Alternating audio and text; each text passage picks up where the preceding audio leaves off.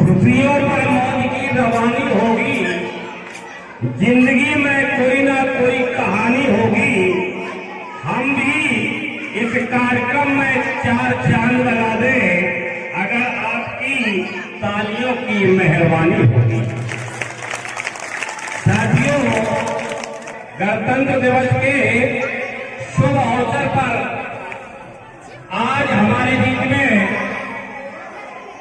इस कार्यक्रम के आदरणीय अध्यक्ष महोदय श्री जगलाल वर्मा जी का मैं हृदय की गहराइयों से हार्दिक वंदन और अभिनंदन करता हूं। सभी शिक्षक जनों का हृदय की गहराइयों से हार्दिक वंदन और अभिनंदन करता हूं।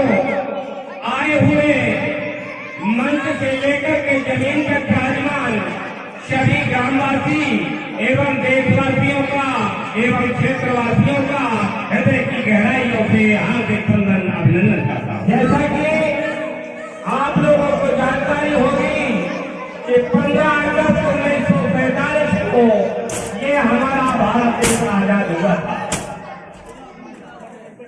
आजादी जब मिली तो ये पूरा देश हमारा खुशी से झूम उठा था। साथियों,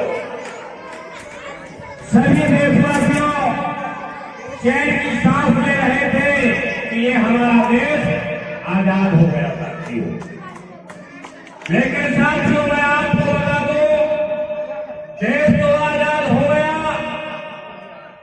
आजादी प्राप्त हो गई, भारत का प्रत्येक नागरिक आजाद हो गया, लेकिन आजादी के बाद इस देश को चलाने के लिए यहाँ कोई संवैधानिक और कानून की व्यवस्था नहीं थी।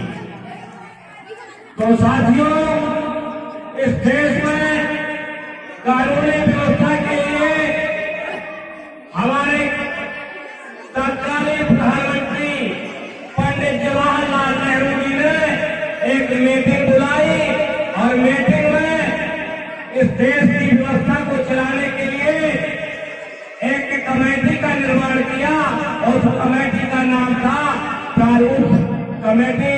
और उस प्रारूप कमेटी में 7 सदस्यीय टीम थी और उस टीम के जो अध्यक्ष थे वो थे बाबा साहब अम्बेडकर। साथियों, बाबा साहब की अध्यक्षता में वो कमेटी बनी और उस कमेटी ने 2 साल 18 महीना और 11 दिन में इस भारत का संविधान बना करके तैयार करके साथियों इस देश को जनवरी 1949 को इस देश के लिए दे दिया था। साथियों, जैसे कि संविधान देश को दिया, संविधान का मतलब होता है सम्मान होता है बराबर और विधान माने होता है कानून। और संविधान के अंदर इस देश में चाहे किसी भी जाति और धर्म का व्यक्ति हो, बाबा साहब अम्बेडकर ने जो संविधान दिया था उसमें सबको समानता का अधिकार दिया था, बराबरी का अधिकार दिया था। ना कोई ऊंचा रहेगा और ना कोई नीचा रहेगा, ना कोई छोटा होगा और ना कोई बड़ा होगा। भारत का जो भी नागरिक होगा वो सब बराबर होगा। साथियों, सभी के लिए कानून बराबर होगा। इस तरह का बाबा साहब अम्बेडकर ने और हमारी कमेटी ने इस देश को संविधान दिया था और संविधान के माध्यम से एक देश हमारा आज भी उसी के आधार पर साथियों चल रहा है।